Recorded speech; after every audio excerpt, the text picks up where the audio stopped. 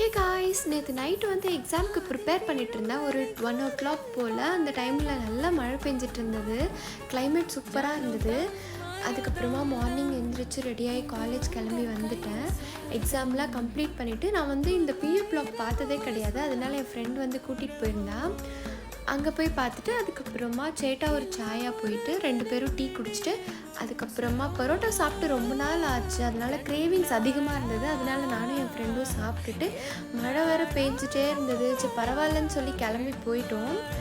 அவள் வந்து வேறு பஸ் ஏறி போயிட்டா, நான் வந்து வேறு பஸ் ஏறி நடந்து வீட்டுக்கு போயிட்டேன். அதுக்கப்புறமா ஒரு 6 o'clock வந்து கந்த சஷ்டி போட்டு கேட்டுட்ருந்தேன்.